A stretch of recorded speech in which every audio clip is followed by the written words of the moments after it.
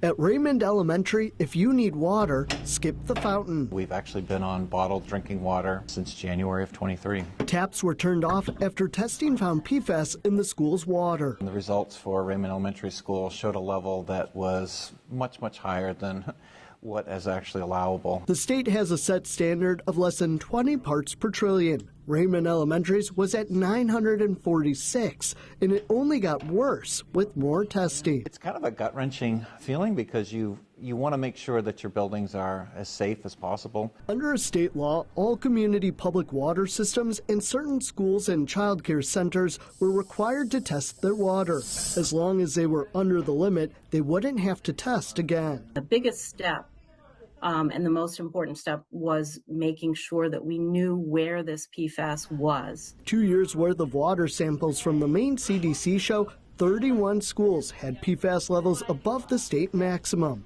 Raymond Elementary repeatedly had the highest levels in Maine. It's difficult to say at what point parents should be concerned. Ned Kalange is with the Colorado School of Public Health and was involved with an extensive 2022 report surrounding PFAS. We don't have great evidence in children about the length of exposure and how long and how high exposures have to be in order to start seeing the health effects. He says if parents are worried, they could have their child's pediatrician potentially run blood tests. Because it's the serum level that our study was able to associate with different health conditions. And if kids have very high levels, we put out specific recommendations for clinicians to look for. But if you can find the source, there is good news. If you stop being exposed, your blood levels should come down. The state has been working with schools to find solutions. They needed to somehow address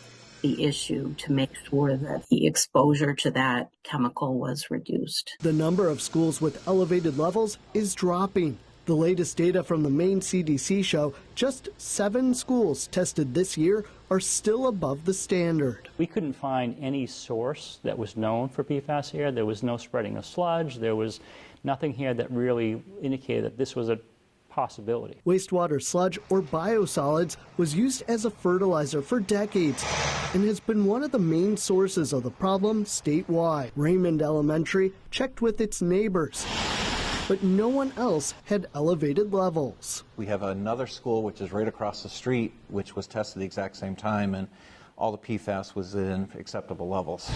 After considering other costlier options that wouldn't offer a lasting solution, the district decided to take a risk and drill a new well last year. It was great news to come back PFAS-free, and then it was challenging to find we had radon, another thing to deal with. So we moved ahead at a point in time to put in a remediation system. They've been working to get that online. It sounds like an airplane starting.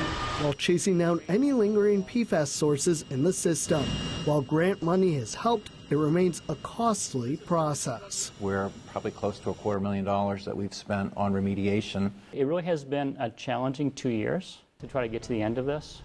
Unfortunately, we're not there yet. I was hoping we would be. The district did get some good news this month. New tests showed undetectable PFAS levels, so Raymond Elementary should be able to start the process of recommissioning all of its water fountains again soon. There will be more testing, though, for forever chemicals, something district leaders support in case anything changes. For Fox 23 News at 10, I'm Mel Meyer.